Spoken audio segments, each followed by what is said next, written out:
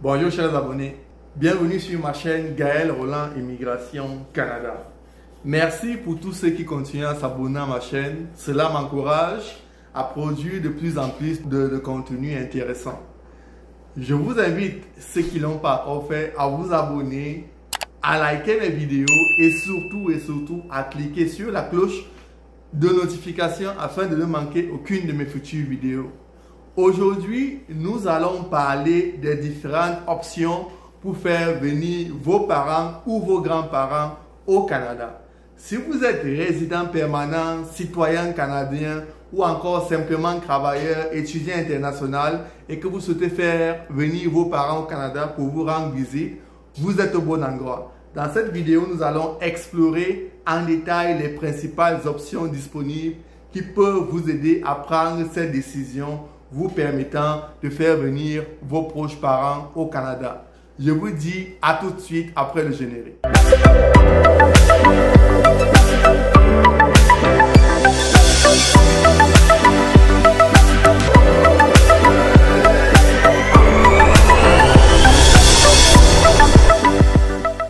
Comme je le disais à l'introduction de ma vidéo aujourd'hui, nous allons parler de la possibilité pour tout un chacun de faire venir ses parents ou ses grands-parents au Canada. La première option que nous allons aborder dans le cadre de cette vidéo, c'est celle du visa visiteur ou du visa touristique. En effet, peu importe ton statut au Canada, que tu sois travailleur, résident permanent, étudiant international, citoyen canadien, tu peux inviter tes parents à venir te rendre visite au Canada. La possibilité et la probabilité pour tes parents d'obtenir un visa visiteur lorsque tu es au Canada est grande. Ce visa lui permettra de te rendre visite pour un séjour temporaire. Cependant, il est très important de noter que ce visa ne permet pas de rester au Canada de manière permanente. Il est essentiel lorsque ton parent vient te rendre visite au Canada avec un visa visiteur qu'il mette seulement 6 mois au Canada. À partir de ce moment-là, tu peux soit prolonger ton séjour ou alors ton parent peut sortir du Canada puis revenir après une autre fois. Parce que lorsque tu as un visa visiteur, un simple visa visiteur, tu peux juste faire 6 mois au Canada. Et donc, il est essentiel pour ton parent de respecter les conditions qui sont liées à son visa et de ne pas dépasser cette période autorisée. Chers abonnés, la deuxième option que je vais présenter dans cette vidéo est celle du super visa pour parents ou grands-parents. Cette option s'offre uniquement à 2 catégories de personnes, les résidents permanents et les citoyens canadiens. En effet, si tu es résident permanent, tu as une autre option de faire venir tes parents ou tes grands-parents et ce visa visiteur est à long terme et permet à tes parents ou à tes grands-parents de rester au Canada pendant une période prolongée jusqu'à 2 ans sans avoir à renouveler son visa. Pour être éligible à ce super visa, il y a des exigences financières que tu dois respecter. Tu dois faire souscrire ton parent ou ton grand-parent à une assurance médicale privée et le super visa offre une excellente option pour ceux qui ne sont pas éligibles au parrainage familial et qui souhaitent simplement rendre visite à leur famille au Canada. Généralement, l'immigration donne à votre parent ou grands-parents un super visa de 10 ans et comme je le disais, votre parent peut rester au Canada pendant 2 ans, sortir et revenir rester encore pendant 2 ans jusqu'à ce que son super visa, qui est une durée de 10 ans, expire et qu'il puisse le renouveler. Ça, c'est une excellente option, comme je le disais, pour les personnes qui ne sont pas éligibles pour le parrainage des parents et grands-parents, qui est la 3e option dont nous allons parler aujourd'hui. Chers auditeurs, nous allons maintenant passer à la dernière option.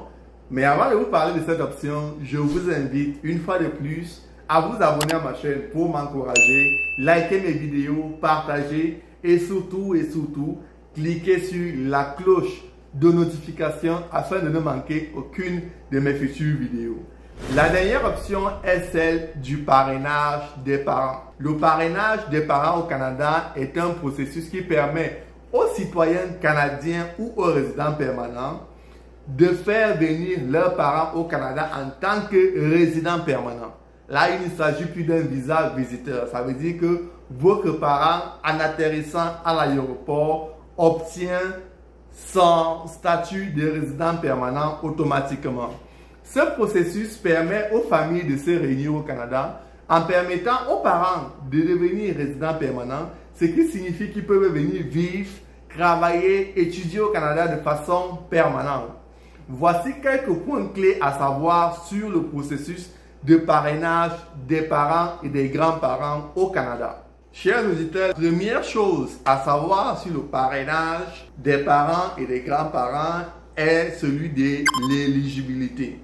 En effet, pour parrainer ses parents, le demandeur principal doit être un citoyen canadien ou un résident permanent. On parle ici du statut du parent, c'est-à-dire la personne qui parraine son parent. Il doit répondre à plusieurs exigences en matière de revenus pour démontrer qu'il peut subvenir aux besoins financiers de ses parents. Le résident permanent ou le citoyen canadien qui décide de parrainer son parent ou son grand-parent pour qu'il puisse obtenir la résidence permanente doit prouver qu'il peut prendre en charge financièrement ces derniers pendant une période de 3 ans minimum selon leur situation. Cela implique qu'il doit respecter un seuil de revenus minimum qui varie en fonction de la taille de la famille du parent. Vous pouvez regarder le tableau ci-après qui est publié sur le site de l'IRCC afin de savoir si vous êtes éligible financièrement pour parrainer vos parents ou vos grands-parents. Une fois que le résident permanent ou le citoyen canadien a déterminé qu'il est financièrement éligible pour parrainer son parent, il doit signer un engagement financier envers le gouvernement canadien qui l'engage à subvenir aux besoins de son parent sans recourir à l'aide sociale au Canada. Le demandeur principal, qui est celui qui parraine son parent, doit remplir une demande de parrainage pour ses parents et démontrer qu'il a un lien de parenté avec ceux-ci. Ça peut être ses parents biologiques ou ses parents adoptifs. Il doit également prouver que sa résidence principale se situe au Canada. Il doit être sur le territoire canadien au moment de faire sa demande de parrainage. Chers abonnés, lorsque vous décidez d'aller de l'avant avec le processus de parrainage de vos parents, il faut savoir que ces derniers ont également des exigences auxquelles ils doivent répondre. Notamment, ils doivent passer un examen médical et sécuritaire, c'est-à-dire qu'ils doivent prouver qu'ils ont une santé de fer, qu'ils sont en bonne santé et qu'ils n'ont rien fait de mal à l'extérieur du Canada. Vos parents et grands-parents doivent également être conscients qu'ils ne peuvent pas recevoir l'aide sociale au Canada en arrivant pendant au moins 3 ans. Le délai de traitement de la demande de parrainage des parents et grands-parents varie en fonction de divers facteurs, notamment le lieu de résidence des parents, le nombre de demandes en attente et surtout il est recommandé de vérifier les délais actuels sur le site de l'immigration IRCC parce que cela va vous permettre de savoir quel est exactement le délai de traitement d'une demande de parrainage.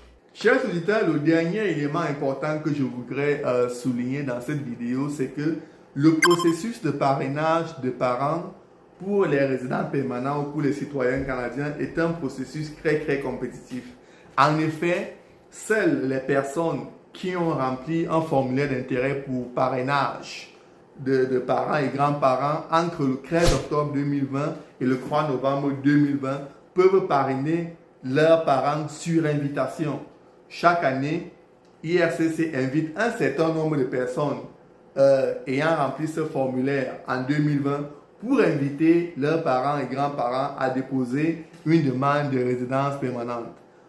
Prochainement, entre le 13 et le 23 octobre, ils ont indiqué qu'ils vont inviter 24 200 personnes à faire une demande de résidence permanente à travers le processus de parrainage de parents et grands-parents.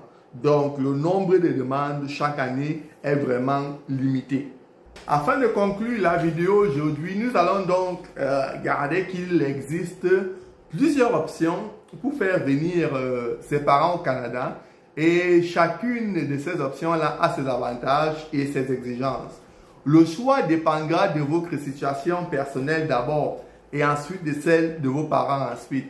Nous vous encourageons toujours à consulter le site web d'IRCC et de solliciter parfois les conseils d'un avocat afin de vous assurer que vous faites les bonnes choses. Nous espérons que vous avez aimé cette vidéo et qu'elle vous a aidé à comprendre les options qui sont disponibles pour vous pour réunir votre famille au Canada. N'oubliez pas de vous abonner à ma chaîne, de liker mes vidéos, de partager avec vos proches et surtout, si cela n'est pas encore fait, de cliquer sur la cloche de notification afin de ne manquer aucune de mes futures vidéos. Au revoir et à bientôt.